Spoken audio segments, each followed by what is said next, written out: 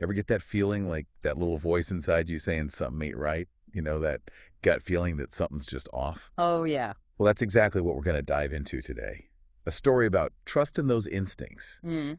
and maybe how one woman's intuition might have saved her from a very dangerous situation. We're looking into the disappearance of a 21-year-old woman named Christy Johnson back in 2003. Okay. But the story actually starts a few weeks earlier with a woman named Susan Murphy. She had a very unsettling experience at the Century City Mall, Oh, wow. Okay. the same place where Christy was last seen. Interesting. So we've got a lot of different sources for this one. Yeah, I do. We've got Susan's firsthand account of what happened to her, along with police statements and news reports from back then. Right. Like putting together a puzzle. Yeah. Trying to understand just what happened. Leading up to Christy's disappearance. Exactly. All right, so let's start with Susan. She was at the mall after work, right? Mhm. And this guy comes up to her. Right. He introduces himself as Victor Thomas, says he's a director of photography for a new James Bond film. Ooh, sounds exciting. Yeah, you'd think so, right? But there are some red flags right away. Oh, really? Like what? The way he approached Susan, he starts complimenting her looks. Which, I mean, that's not necessarily a bad thing, but Yeah. it can be a tactic that predators use Oh, to gain someone's trust. Get in there. Yeah. Oh. And then he tells Susan she would be perfect for a role in this film, Mm-hmm. and even offers her a lot of money, like $100,000 Whoa. for a small part. For a small part. Wow. Even in Hollywood, that's a lot of money for a small role, Yeah. especially for someone with no acting experience. So Right. it all seems too good to be true, really. Right. It's like, that's a big old warning sign right there. Yeah. And then it gets even stranger when he tells her she needs to meet him the next day Uh-oh. for an audition Okay. at a specific street corner. But he doesn't give her an address, just a vague description of the location. That's weird. It is. Yeah. Then comes the real kicker. Okay, what's that? He tells her that she has to wear a very specific outfit, Oh, a miniskirt, pantyhose, stilettos, a man's white shirt, and a tie. And he tells her that he'll provide the tie. wait, so if this was a legitimate audition, would they just have wardrobe? You would think so. Yeah, it's incredibly unusual and honestly kind of creepy Yeah. to demand someone to wear such a specific outfit, Yeah, I'd be a little freak out. especially when it seems designed to make them feel vulnerable. Oh, yeah, I get that. This is where Susan's intuition really kicks in. Good for her. She starts to sense that something just isn't right, Right. so she does something really smart. What's that? She calls the Screen Actors Guild, Okay. or SAG, to Mhm. see if they have any record of this James Bond film even casting in LA. Mm-hmm. Makes sense. And she also calls the LAPD just to be safe. Good idea. And neither organization could confirm any film production like that was going on. Wow. So this Victor guy, his story's starting to unravel. Right. But instead of just dismissing him entirely, Susan decides to play along a bit. Oh, really? Yeah, she wants to see what this guy's really up to. Interesting. Okay, so this is where her boyfriend Mark comes into the picture. Okay. Mark's a former police officer from London. Oh, wow. Okay. And together they come up with a plan to confront Victor. Bold. I like it. Yeah. What'd they do? They decide to meet him at the corner, but Susan purposely doesn't wear the outfit. Oh, sneak. She wears cargo pants and tennis shoes instead. Much safer and more practical choice. Oh, yeah. That's a good idea. That was smart of her. It shows she's already thinking about her safety. Yeah. Not putting herself in a compromising situation. Yeah.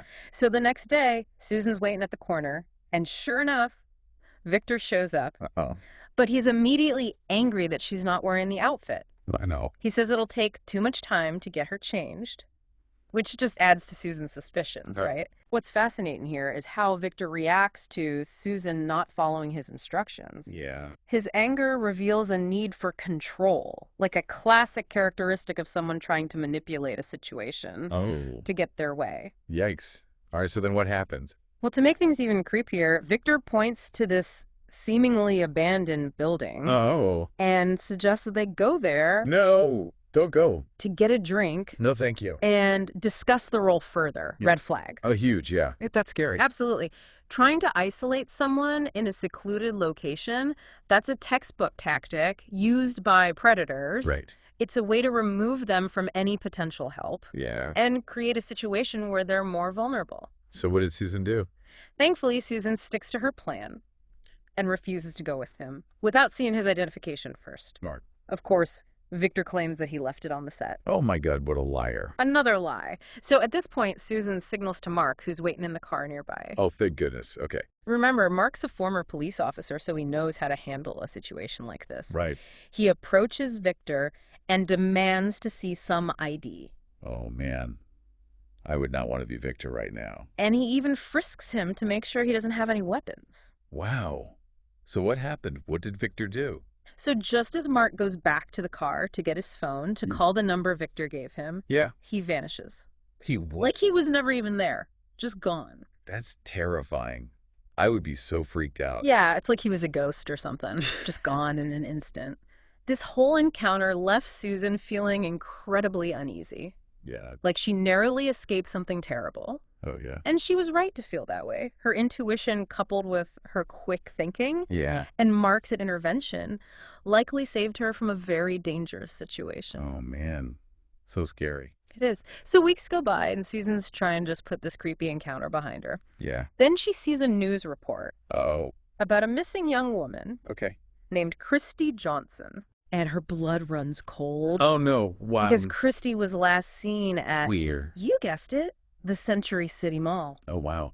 Okay, so what did she do? Susan immediately contacts the Santa Monica Police Department, speaks with Detective Obenchain, the lead investigator on Christy's case, Okay. tells him everything about her encounter with Victor. Good. The strange outfit request, his evasiveness, the sudden disappearance. It's a crucial piece of the puzzle. It really is. I mean, it's incredible how one woman's willingness to come forward Right. and share her story Mm-hmm. can potentially help solve another case. This is why it's so important to report anything suspicious, even if you're not sure if it's a crime or not. Yeah, that's a really good point. So while Susan's dealing with all this, Christy's family is frantic. Oh, yeah. I mean, it's been 6 days since anyone's seen her. Oh, gosh. They're putting up flyers, organizing search parties, doing everything they can to find their daughter. It's heartbreaking to imagine what Christy's family must be going through. Those agonizing days of uncertainty. Yeah, it's awful.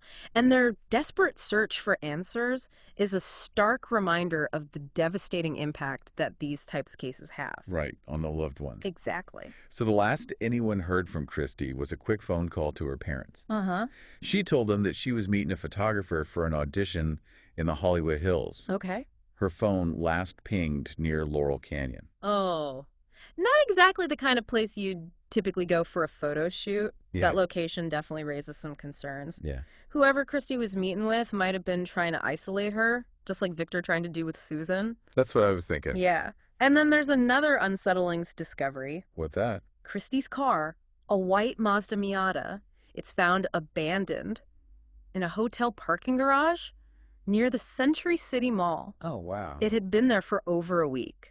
Completely wiped clean of fingerprints? The fact that the car was wiped clean, Yeah. that's a major red flag. It indicates that someone was trying to cover their tracks.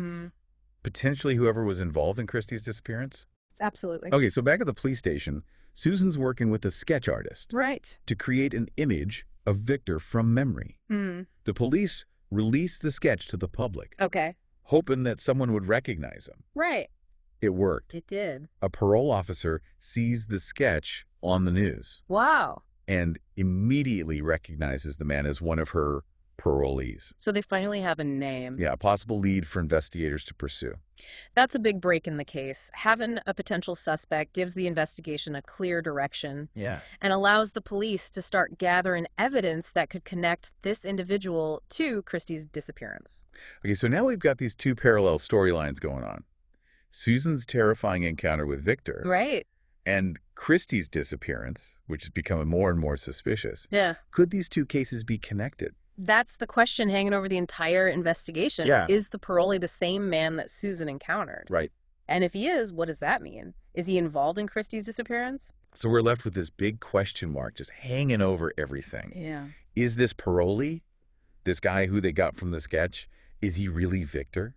Right. And if so, does that mean that he's involved in Christy's disappearance? That's the missing piece. Yeah. And in cases like this, there aren't always easy answers. But the fact that the police now have a suspect Yeah. at least gives them somewhere to start. They can start looking into his background, his movements around the time that Christy vanished, see if there's any connection that he might have to her. Right. It's like peeling back the layers of an onion. Exactly. Each new piece of information leads to more questions, more avenues to explore. And investigators got to be so meticulous. They need to gather enough evidence to establish a clear link between this suspect and Christie's disappearance. It's a long process, but it's crucial. If they're going to build a strong case. Yeah, charges are going to be filed. Right. What I find really fascinating is how Susan's encounter with Victor, which initially seemed like this isolated incident, has now become so important to this investigation. Her decision to report her experience, even though she wasn't sure if a crime had even been committed, was huge. Yeah. It gave them a valuable piece of the puzzle. Yeah. A possible connection to something much bigger and more serious. Right. Just goes to show the power of speaking up, you know? Yeah. Even when you're not sure if what happened was bad enough to report it, you never know how that information might help someone else. Sometimes even small details can make a big difference in an investigation. Yeah. It really is like fitting together the pieces of a jigsaw puzzle, you know? Yeah. You don't realize how important a piece is until you see how it connects to the others. So where do we go from here? What happens next? Well, that's the part we don't get to see. Right. In real time, you know? Yeah. The police are going to continue their investigation. They're going to follow up on every lead, analyze every piece of evidence, try and figure out what happened to Christie.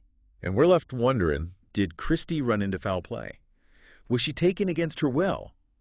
Or is there some other explanation for this that we haven't even thought of? Right. Those are the questions that just linger long after the initial shock of a case like this. And unfortunately, those questions sometimes go unanswered, but we can learn from this the importance of awareness, trust in our instincts, and speaking up when something doesn't feel right.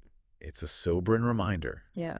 Even in seemingly safe everyday places like a shopping mall, we need to be careful, pay attention, and listen to that voice inside telling us when something is off. Absolutely. And if we ever find ourselves in a situation like Susan's, we should remember her courage, her quick thinking. She didn't let fear stop her from taking action. She trusted her gut.